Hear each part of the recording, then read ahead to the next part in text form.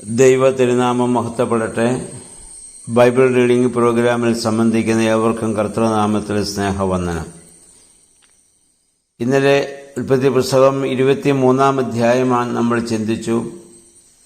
അവിടെ അബ്രഹാമിൻ്റെ ജീവിത പങ്കാളിയായ സാറയുടെ മരണവും കബറടക്കവും നമ്മൾ കണ്ടു. 24 അധ്യായത്തിൽ ഇസഹാക്കിൻ്റെ വിവാഹ ആലോചനയാണ് കാണുന്നത്. തൻ്റെ മകനെ ജീവിത പങ്കാളി നഷ്ടപ്പെട്ടെങ്കിലും പ്രായപൂർത്തിയായതിനാൽ അവനെ വിവാഹം കഴിപ്പിക്കുവാനുള്ള തീരുമാനം അബ്രഹാം ഇവിടെ എടുത്തതിനുള്ള ക്രമീകരണം ചെയ്യുകയാണ്. മനുഷ്യകുലത്തിന് ദൈവം നൽകിയ ദാനങ്ങളിൽ ഏറ്റവും ശ്രേഷ്ഠമായൊരു ദാനമാണ് ദാമ്പത്യം.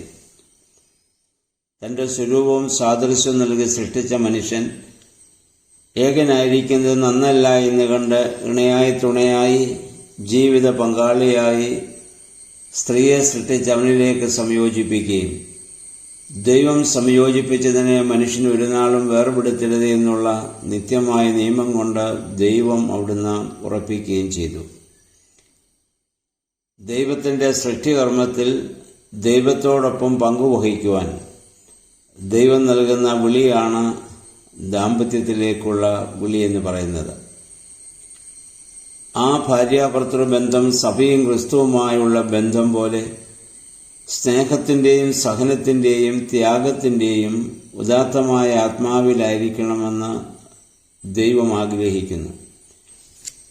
എന്ന് പറഞ്ഞാൽ സഭയും ക്രിസ്തുവുമായുള്ള ബന്ധം എത്ര വിശുദ്ധവും എത്ര ശക്തവുമാകുന്നോ ആയതുപോലെ ആയിരിക്കണം ഭാര്യാഭർത്തൃ ബന്ധം. അതുകൊണ്ടാണ് ക്രൈസ്തവ സമൂഹം വിവാഹം ദേവാലയത്തിൽ വന്ന് ദൈവ മധ്യസ്ഥനായി ആരംഭിക്കുന്നതിൻ്റെ കാരണം അതാണ്. മനുഷ്യജീവിതത്തിലെ ഏറ്റവും പ്രധാനപ്പെട്ട ഒരു സംഭവമാണല്ലോ ദാമ്പത്യം. അത് ഇവിടെ അബ്രഹാം ദൈവസന്നിധിയിൽ പ്രാർത്ഥിച്ചെടുക്കുന്ന ഒരു തീരുമാനമാണിത്. നമ്മുടെ കർത്താവും വിവാഹ ഉദാശകളിലൊക്കെ സംബന്ധിച്ചിരുന്നതായി കാണുന്നു. കാനാവിലെ സംഭവം അതുമാത്രമാണ് ബൈബിളിൽ രേഖപ്പെടുത്തിയിട്ടുള്ളത്. കാരണം അവിടെ കർത്താവ് അത്ഭുതത്തെ പ്രവർത്തിക്കേണ്ടി വന്നതുകൊണ്ടാവാം ആ ഒരു സംഭവം രേഖപ്പെടുത്തിയത്. ഈ 3 വർഷക്കാലത്തെ അല്ലെങ്കിൽ പരസ്പരശ ആരംഭിക്കുന്ന മുമ്പ് തന്നെ ബന്ധുജനങ്ങളുടെയൊക്കെ ധാരാളം വിവാഹങ്ങളിൽ നമ്മുടെ കർത്താവും പങ്കെടുത്തിട്ടുണ്ടാവുമല്ലോ. വിവാഹബന്ധത്തെ ക്രിസ്തുവുമായുള്ള ബന്ധമായി നമ്മൾ കാണേണ്ടതാണ്. അത് ഭൗതികമായ വെറും ശാരീരികമായൊരു ബന്ധത്തേക്കാൾ ഉപരി മാനസികവും ആത്മീയവുമായ 2 ഘടകങ്ങൾ കൂടി അതിലുണ്ട്. ആ രീതിയിലുള്ള ബന്ധമായി അതിനെ നമ്മൾ കാണേണ്ടതാണ്. ഇവിടെ അബ്രഹാം തൻ്റെ ദാസനായ എലിയാസാറിനോട് പറയുന്നത് താൻ ഇപ്പോൾ പാർക്കുന്ന കനാന്യയിൽ നിന്ന് തൻ്റെ മകനൊരു ഭാര്യ എടുക്കാൻ പാടില്ല. കാരണം അവർ വിഗ്രഹാരാധികളാണ്. അതുകൊണ്ട് എൻ്റെ സ്വന്തം ദേശത്ത് ചെന്ന് എൻ്റെ മകനു വേണ്ടി ഒരു ഭാര്യയെ നീ കണ്ടെത്തണം. ഏകദൈവ വിശ്വാസത്തിൽ അവർ മുന്നോട്ട് പോകുവാനിടയായിട്ട് തീരണം. അതുകൊണ്ട് അന്നത്തെ ഒരു പ്രതിജ്ഞാ രീതിയാണ് കൈത്തുഴയുടെ കീഴിൽ വെച്ച് സത്യം ചെയ്യിക്കുക എന്നുള്ളത്. ആ ദാസൻ എലിയാസാർ അപ്രകാരം അത് ചെയ്യുകയാണ്. അല്ലെങ്കിൽ ആ രക്ഷയുടെ അല്ലെങ്കിൽ യഹോവയായ ദൈവത്തെ അറിയുന്ന ആരാധിക്കുന്ന ഒരു ആ പെൺകുട്ടിയെ എൻ്റെ മകന് ഭാര്യയായി ലഭിക്കണം എന്നുള്ള അബ്രഹാമിൻ്റെ വലിയ ആഗ്രഹമാണ് നമ്മളിവിടെ കാണുന്നത്. ഒരു കാരണവശാലും തൻ്റെ മകനെ ഇപ്പോൾ ഭാര്യ താമസിക്കുന്ന അവനെടുക്കുന്ന പെൺകുട്ടിയുടെ ദേശത്തേക്ക് കൊണ്ടുപോകാൻ പാടില്ല. കാരണം അവിടെ ചെന്നാൽ അവനും സത്യവിശ്വാസമൊക്കെ വെടിയാൻ സാധ്യതയുണ്ട്. അവൻ തന്നോടൊപ്പം ആയിരിക്കണം എന്ന അബ്രഹാമിന് ഇവിടെ നിർബന്ധമുണ്ട്. അത് നമ്മൾക്കിവിടെ വായിക്കാൻ സാധിക്കുന്നുണ്ട്. അബ്രഹാമിനെ സംബന്ധിച്ചിടത്തോളം ഇസഹാക്കിന് ഭാര്യ എടുക്കുമ്പോൾ അത് പൂർണ്ണമായും ദൈവഹിതമായിരിക്കണമെന്ന് അദ്ദേഹത്തിന് നിർബന്ധമുണ്ട്. അതുകൊണ്ടാണ് 7-ാം വാക്യത്തിൽ പറയുന്നു, ദൈവം നിനക്ക് മുൻപേ ദൂതനെ അയക്കും. അതാണ് അബ്രഹാമിൻ്റെ വിശ്വാസം എന്ന് പറയുന്നത്. നീ പൊയ്ക്കൊള്ളുക, നിന്റെ മുമ്പേ നിന്നോട് ചേർന്ന് അല്ലെങ്കിൽ നിനക്ക് മുമ്പ് ദൈവം തൻ്റെ ദൂതനെ അയച്ച് നിനക്ക് വഴി കാണിക്കുമെന്ന് പറഞ്ഞ് ഏലിയാസാറിനെ ഇവിടെ ധൈര്യപ്പെടുത്തി അയക്കുകയാണ്. ഇനി അങ്ങനെ ഏലിയാസാർ സത്യം ചെയ്തു പോവുകയാണ്. ഏലിയാസാർ ഒറ്റയ്ക്കല്ല, 10 ഒട്ടകങ്ങളെയും അതിനുള്ളതായ ആളുകളെയൊക്കെ കൂട്ടിയാണ് അവരൊരു ടീമായിട്ടാണ് അങ്ങോട്ട് പോകുന്നത്. അപ്പോൾ ദൈവഹിതപ്രകാരം മുന്നോട്ട് പോകുവാൻ ആഗ്രഹിക്കുന്ന മനുഷ്യനെ ദൈവം മുന്നോട്ട് നയിക്കും. എന്നിട്ട് അവിടെ ചെന്ന് അവരവിടെ എത്തുന്നതായി നമ്മൾ വായിക്കുന്നുണ്ട്. അതിൻ്റെ 12-14 വാക്യങ്ങളിൽ ഏലിയാസാർ ഒരു പ്രാർത്ഥന നടത്തിക്കൊണ്ടാണ് പോകുന്നത്. കാരണം തനിക്ക് ശരിയായ ഒരു തിരഞ്ഞെടുപ്പ് നടത്തുവാൻ അബ്രഹാമിൻ്റെ കൂടെ വസിക്കുന്ന ദാസനായ ഏലിയാസാറിനും ദൈവത്തിലുള്ള വിശ്വാസം, അബ്രഹാമിൻ്റെ വിശ്വാസത്തിൻ്റെ ഭാഗമായി അവനും ഇവിടെ മാറുകയാണ്. അതോടെ അവൻ പ്രാർത്ഥിക്കുന്ന ഇതാണ്: ഞാൻ ചെല്ലുമ്പോൾ കുടിക്കാൻ വെള്ളം ചോദിക്കുമ്പോൾ എൻ്റെ ഒട്ടകങ്ങൾക്ക് കൂടി വെള്ളം കൊടുക്കുന്ന ആ പെൺകുട്ടിയെ എനിക്ക് തിരഞ്ഞെടുക്കുവാൻ സാധിക്കണം. അതിന് നീ ഒരു അടയാളം എനിക്ക് കാണിച്ചു തരണം. ആ പ്രാർത്ഥനയോടുകൂടി തന്നെയാണ് ഏലിയാസാറും ഇവിടെ നിന്ന് പോകുന്നത്. നമ്മൾ വായിക്കുന്നു 15-16 വാക്യങ്ങൾ നമ്മൾ വായിക്കുന്നു. അവരവിടെ എത്തി. അപ്പോൾ ഇതാ റിബേക്ക വെള്ളം കോരാൻ വരുന്നു. അവൾ സുന്ദരിയായ പെൺകുട്ടിയായിരുന്നു. സൗന്ദര്യം ഒരു ദൈവത്തിൻ്റെ അനുഗ്രഹം തന്നെയാണ്. ഏലിയാസാർ പ്രാർത്ഥനയിൽ ആഗ്രഹിച്ചതുപോലെ അവൻ കുടിക്കാൻ വെള്ളം ചോദിച്ചപ്പോൾ ഒട്ടകങ്ങൾക്ക് വരെ വെള്ളം കോരിക്കൊടുക്കുവാൻ അവൾ ഇവിടെ തയ്യാറാവുകയാണ്. ഇവിടെ നമ്മൾ മനസ്സിലാക്കേണ്ടത്, ഈ വന്ന ആളുകൾ തനിക്ക് വിവാഹം നിശ്ചയിക്കുവാൻ വന്നവരാണെന്ന് മനസ്സിലാക്കിയിട്ടല്ല റിബേക്ക അനുകമ്പയായി അവരോട് പ്രവർത്തിക്കുന്നത്. ഈ അനുകമ്പ അവളുടെ ജീവിത സ്വഭാവമാണ്. ആ മനുഷ്യരാരാന്ന് പോലും അവൾ അവിടെ ചോദിക്കുന്നില്ല. എന്തിനു വന്നുവെന്ന് പോലും ചോദിക്കുന്നില്ല. നിങ്ങൾ എങ്ങോട്ട് പോകുന്നുവെന്ന് ചോദിക്കുന്നില്ല. തൻ്റെ മുന്നിൽ വന്ന ദാഹിക്കുന്നവർക്ക് വെള്ളം കൊടുക്കുക. അവന് മാത്രമല്ല, ഒട്ടകങ്ങൾ കൂടി വെള്ളം കൊടുക്കുവാൻ. നമുക്കറിയാം, ഒട്ടകം ധാരാളം വെള്ളം കുടിക്കുന്ന ഒരു മൃഗമാണ്. അത്രയും ഒട്ടകങ്ങൾക്ക് വെള്ളം കോരി കൊടുക്കണമെങ്കിൽ അവളൊരു കഠിനാധ്വാനി കൂടിയാണ്.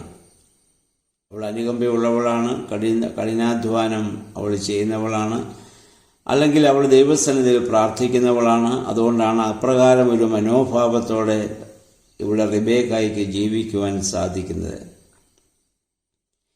27-ാം വാക്യം വരുമ്പോൾ ഇവിടെ ഏലിയാസാർ പറയുന്നു, യഹോവ എന്നെ നടത്തിക്കൊണ്ടുവന്നല്ലോ. അതെ, ആഗ്രഹമുള്ള ഹൃദയത്തെ, വിശ്വാസമുള്ള ഹൃദയത്തെ ദൈവം നടത്തും. ആ ദൈവത്തിൻ്റെ നടത്തിപ്പിനായി നമ്മൾ ആഗ്രഹിക്കുകയും പ്രാർത്ഥിക്കുകയും ചെയ്യണം. അപ്പോഴാണ് നടത്തിപ്പ് നമുക്കുണ്ടാവുന്നത്. 29-30 വാക്യങ്ങൾ വായിക്കുന്നു. അന്നത്തെ ആഭരണങ്ങളായ മൂക്കുത്തിയും സ്വർണവും ഒക്കെ അവിടെ റിബേക്കായെ അവിടെ അണിയിക്കുന്നുണ്ട്. അത് കണ്ടപ്പോൾ അപ്പനായ ലാബാന് ഏലിയാസാറിനെ തൻ്റെ ഭവനത്തിലേക്ക് വിളിക്കുകയാണ്. കാരണം അവൻ എന്നൊരു ബിസിനസ് മൈൻഡിലാണല്ലോ. ഇനി മുന്നോട്ട് വരുമ്പോഴും ലാബാന്റെ സ്വാർത്ഥതയെക്കുറിച്ച് നമുക്ക് പിന്നീട് കാണുവാൻ സാധിക്കും. അപ്പം അങ്ങനെ അന്നത്തെ രീതി അനുസരിച്ച് കാൽ കഴുകി അവരെ അവിടെ അത് ശുശ്രൂഷിക്കുന്നു. അപ്പം പക്ഷേ ഭക്ഷണം കഴിക്കാൻ ആവശ്യപ്പെടുമ്പോൾ ഏലിയാസാർ പറയുന്നു, എൻ്റെ യജമാനൻ്റെ കാര്യം അറിയിക്കാതെ ഞാൻ ഭക്ഷണം കഴിക്കുവാൻ ഞാനിവിടെ തയ്യാറല്ല. ആദ്യം തൻ്റെ ദൗത്യം ഇവിടെ പൂർത്തീകരിക്കണം. ഇവിടെ നമ്മൾ മനസ്സിലാക്കേണ്ടത്, ഈ ഏലിയാസാർ എന്ന ഈ മനുഷ്യൻ തന്നെക്കുറിച്ച് ഇവിടെ ഒന്നും പറയുന്നില്ല. പറയുന്നത് മുഴുവൻ തൻ്റെ യജമാനനെ കുറിച്ചാണ്. അബ്രഹാമിനെ കുറിച്ചും ഇസ്ഹാക്കിനെ കുറിച്ചാണ് അദ്ദേഹം ഇവിടെ പറയുന്നത് മുഴുവൻ. അതുകൊണ്ട് ഈ ഒരു സംഭവം യേശുക്രിസ്തു സഭയുമായുള്ള ബന്ധത്തിൽ വേണം നമ്മളിതിനെ വിലയിരുത്തുവാൻ. അതായത് മണവാളനായ ക്രിസ്തുവിന് വേണ്ടി മണവാട്ടിയായ സഭയെ പരിശുദ്ധാത്മാവ് തിരഞ്ഞെടുക്കുന്നതിൻ്റെ ഒരു ചിത്രമാണ് ഇവിടെ കാണുന്നത്. മണവാളനായ ക്രിസ്തുവിന് വേണ്ടി മണവാട്ടിയായ സഭയെ പരിശുദ്ധാത്മാവ് തിരഞ്ഞെടുക്കുന്നതിൻ്റെ ഒരു ചിത്രം ഈ സംഭവത്തിൽ നമുക്ക് കാണാൻ സാധിക്കും. ഈ ദാസന്റെ പ്രാർത്ഥന അഥവാ അവൻ്റെ ചുമതല തിരഞ്ഞെടുക്കുക എന്നുള്ളതാണ്. അത് കഴിയാതെ അവൻ ഭക്ഷണം കഴിക്കുകയില്ല. ഈ ദാസന് പറയാനുള്ളത് മുഴുവൻ യജമാനനെ കുറിച്ചും അല്ലെങ്കിൽ ആ ഇസ്ഹാക്കിനെ കുറിച്ചും അവന്റെ പിതാവായ അബ്രഹാമിനെ കുറിച്ചും മാത്രമാണ്. ഇവിടെ ഇസ്ഹാക്ക് യേശുക്രിസ്തുവിന്റെ ഒരു മുന്നോടിയായി ഇസ്ഹാക്കിനെ കാണാൻ സാധിക്കണം. കാരണം അവന്റെ ജനനം ഒരു അത്ഭുതകരമായ ഒരു ജനനമാണ്. തൻ്റെ മാതാപിതാക്കൾ വാർദ്ധക്യമായപ്പോൾ താൻ ജനിച്ചവനാണ്. അതിനുശേഷം താൻ നേരിട്ട ശോധനകൾ, മരണത്തെ വരെ മുഖാമുഖം കണ്ടു. അപ്പൻ തന്നെ യാഗമർപ്പിക്കാൻ കൊണ്ടുപോയത് നമ്മൾ കണ്ടു. ഇന്നിതാ തന്നെ വിവാഹ ജീവിതത്തിലേക്ക് ഇവിടെ വഴി നടത്തുകയാണ്. അവിടെ നമ്മൾ മനസ്സിലാക്കേണ്ടത് ഇസ്ഹാക്കിൻ്റെയും പൂർണ്ണമായ ദൈവസന്നിധിയിലുള്ളതായ ഒരു സമർപ്പണം, അതിനെക്കുറിച്ചൊക്കെയാണ് എലിയാസാർ ഇവരോട്, ലാബാനോടും അവൻ്റെ ഭവനത്തോടും ഇവിടെ വന്ന് പറയുന്നത്. ഇനിയും നമ്മളിവിടെ കാണുവാൻ പറ്റുന്നത് ദൈവഹിതപ്രകാരം മുന്നോട്ട് പോകുവാൻ ശ്രമിക്കുന്ന മനുഷ്യനെ ദൈവം ഹിതപ്രകാരം തന്നെ ദൈവം മുന്നോട്ട് നയിക്കുമെന്നുള്ളതാണ്. 38 മുതൽ 49 വരെയുള്ള ഭാഗങ്ങളിൽ എലിയാസാർ ഇതുവരെയുള്ള കാര്യങ്ങളൊക്കെയും അവരെ വിവരിച്ച് കേൾപ്പിക്കുന്നു. അബ്രഹാമിനെ അയച്ച കാര്യവും അബ്രഹാമിൻ്റെ ഭവനത്തിലെ ആ സമ്പത്തിനെ കുറിച്ചും അബ്രഹാമിൻ്റെ ജീവിത രീതിയെക്കുറിച്ചും ഇസ്ഹാക്കിനെ കുറിച്ചൊക്കെ റിബേക്കയുടെ ഭവനക്കാരെ ഇവിടെ വ്യക്തമായിട്ട് അറിയിക്കുന്നത് നമ്മൾ കാണുന്നുണ്ട്. അപ്പോൾ 50-51 വാക്യങ്ങളിൽ ഇവിടെ എൻ്റെ കൂടെ അയക്കണമെന്ന് പറയുമ്പോൾ അവരുടെ വീട്ടുകാർ പറയുന്നൊരു വചനമുണ്ട്. അത് നമ്മൾ ശ്രദ്ധിക്കേണ്ടതാണ്. അതായത് ലാബാനും സഹോദരനായ ബെഥൂരും കൂടി പറയുന്നത് യഹോവയാൽ വരുന്നു, അതുകൊണ്ട് നിന്നോട് നന്മയോ തിന്മയോ ഞങ്ങൾ പറയുന്നില്ല. ഇതാ ബാല നിൽക്കുന്നു, അവളെ നീ കൂട്ടിക്കൊണ്ടു പോകാം. ഇത് യഹോവയാൽ വരുന്നു. അത് ജീവിത പങ്കാളി ഓരോരുത്തർക്കും ദൈവത്താൽ നിശ്ചയിക്കപ്പെടുന്ന ആളെ വരുന്നതായി നമ്മൾ കാണുകയും അപ്രകാരം വിശ്വസിക്കുകയും അങ്ങനെ ദൈവത്തിൻ്റെ ദാനമായി നമ്മൾ സ്വീകരിക്കുകയും ചെയ്യണം. ഇന്നത്തെ പോലെ വിശ്വാസത്തിൻ്റെ പൂർണ്ണത എത്തിയിട്ടില്ലാത്ത ആ കാലത്തിൽ പോലും അബ്രഹാമിനെ പോലെ അങ്ങനെയുള്ള വിശ്വാസികൾ ഒന്നും അല്ലല്ലോ ഈ ലാബാനും അവൻ്റെ കുടുംബവും. എങ്കിലും അവർ പറയുന്നുണ്ട് ഇത് യഹോവയാൽ വരുന്നു. കാരണം എലിയാസാർ പ്രാർത്ഥിച്ചു വന്ന കാര്യവും അപ്പോൾ നടന്ന സംഭവങ്ങളൊക്കെ കേട്ടിട്ടായിരിക്കണം അവർ അപ്രകാരം ഒരു പ്രസ്താവന നടത്തുവാൻ കാരണമായിട്ട് തീർന്നത്. ഇവിടെ എലിയാസാർ അത് കഴിഞ്ഞ് അനേക സമ്മാനങ്ങൾ ഈ റിബേക്കയ്ക്ക് ഇവിടെ നൽകുന്നത് നമുക്ക് കാണാൻ പറ്റുന്നുണ്ട്. നമുക്കറിയാം എബ്രഹാം വലിയ ഒരു ധനികനായിരുന്നു. അതുകൊണ്ട് കാരണം ദൈവത്താൽ അവൻ വിളിക്കപ്പെട്ടവന് ആവശ്യത്തിലധികം ദൈവം നൽകി അവനെ ഇപ്പോൾ അനുഗ്രഹിച്ചിട്ടുണ്ട്. ഒരുപാട് ശോധനകളിലൂടെ, വേദനകളിലൂടെ, പ്രതിസന്ധി ഘട്ടങ്ങളിലൊക്കെ കടന്നു വന്നെങ്കിലും ഇപ്പോൾ അദ്ദേഹം വളരെ അനുഗ്രഹീതനാണ്. ഇവിടെ നമ്മൾ വായിക്കുന്നത് സ്ത്രീധനമായി എലിയാസാർ അവർക്ക് അങ്ങോട്ടാണ് കൊടുക്കുക, അവിടെ നിന്നും വാങ്ങുകയല്ല. ദൈവഹിതപ്രകാരമുള്ള ഒരു പെൺകുട്ടിയാണ് യഥാർത്ഥ ധനം. ഇന്ന് പലരും ആ മനോഭാവമൊക്കെ മാറിയിട്ട് മറ്റ് ചില സാമ്പത്തിക ലാഭങ്ങളൊക്കെ കണ്ടുകൊണ്ടാണ് പലപ്പോഴും ദാമ്പത്യത്തിലേക്ക് പ്രവേശിക്കുക. ആ രീതി ഒരിക്കലും ദൈവികമല്ല. ജീവിത പങ്കാളി ദൈവം തരുന്ന ദാനമാണ്, അതിനേക്കാൾ വലിയ ദാനമില്ല എന്ന ബോധ്യം എവർക്കും ഉണ്ടാക്കേണ്ടതാണ്. അപ്പോൾ ലാബാനും അവൻ്റെ സഹോദരനും കൂടെ പറയുന്നുണ്ട്, ഞങ്ങൾ പെൺകുട്ടിയെ അയക്കാം, 10 ദിവസം കൂടി അവളിവിടെ പാർക്കട്ടെ. പക്ഷേ എലിയാസാർ അത്രയും ദിവസം ഇവിടെ താമസിക്കാനാവില്ലല്ലോ. അപ്പോൾ അത് കഴിഞ്ഞപ്പം എലിയാസാർ പറഞ്ഞു പെൺകുട്ടിയെ എൻ്റെ കൂടെ അയക്കണം. അപ്പോൾ ഒരു കാര്യം ചെയ്യുന്നുണ്ട്, ഇവിടെ റിബേക്കായുടെ അഭിപ്രായം ചോദിക്കുന്നുണ്ട്. അഭിപ്രായം കേട്ട ഉടനെ തന്നെ അവൾ തീരുമാനമെടുക്കുന്നു, ഞാൻ ഇപ്പോൾ തന്നെ പോവുകയാണ്. നമ്മളും നമ്മുടെ ജീവിതത്തിൽ ദൈവത്തെക്കുറിച്ചുള്ള കാര്യങ്ങളിൽ പെട്ടെന്നാണ് നമ്മൾ തീരുമാനമെടുക്കേണ്ടത്. കർത്താവ് ശിഷ്യന്മാരെ വിളിച്ചപ്പോൾ വീട്ടിൽ പോയി ആലോചിച്ചിട്ട് വരാമെന്നവരാരും പറഞ്ഞില്ല. വലയും വള്ളവും എല്ലാം ഉപേക്ഷിച്ച് അപ്പോൾ തന്നെ അവർ യേശുവിനെ അനുഗമിക്കുകയാണ് ചെയ്തത്.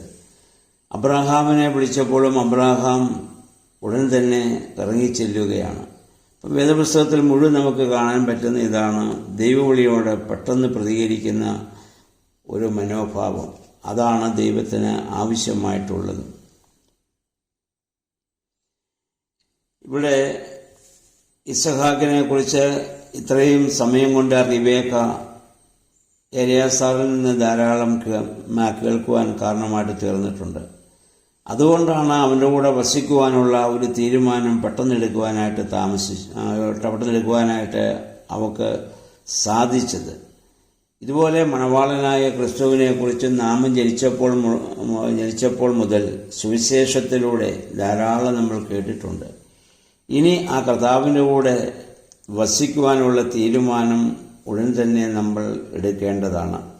കർത്താവിൻ്റെ കൂടെ വസിക്കുക എന്ന് പറഞ്ഞാൽ ആ ദൈവത്തിൻ്റെ വചനം വായിക്കുവാനും ധ്യാനിക്കുവാനും അവനെ ആരാധിക്കുവാനും അവൻ്റെ സാന്നിധ്യത്തിനായി നമ്മൾ പ്രതീക്ഷിക്കേണ്ടതാണ്.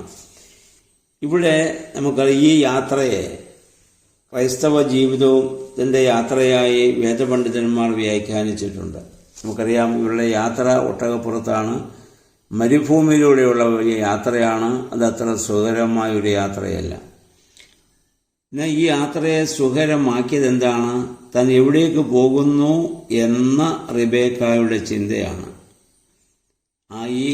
ഈ കാഠിന്യമേറിയ ഈ മരുഭൂമിയിലൂടെ യാത്ര ചെയ്യുവാൻ പ്രേരിപ്പിക്കുന്നത്. ഏകദേശം വേദപണ്ഡിതന്മാരുടെ അഭിപ്രായം 700 കിലോമീറ്റർ ദൂരമാണ് ഇനി അവർക്ക് യാത്ര പോകേണ്ടത്.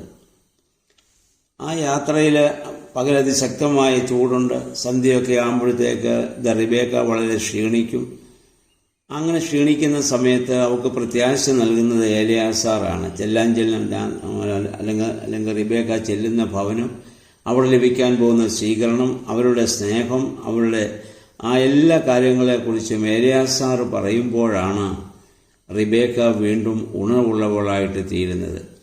ഇതുപോലെ പ്രിയമുള്ളവരെ, നമ്മുടെ ജീവിതയാത്രയിലും ക്ലേശങ്ങളും നിരാശകളും ദുഃഖങ്ങളും പ്രതിസന്ധി ഘട്ടങ്ങളും ഒക്കെ നമുക്കുണ്ടാകുമ്പോഴും പരിശുദ്ധാത്മാവാകുന്ന എലിയാസാർ നമ്മെ ബോധിപ്പിക്കുന്നു ക്രിസ്തു ആരാണ്, അവിടെ ചെല്ലുമ്പോഴുള്ള സന്തോഷത്തെക്കുറിച്ച്.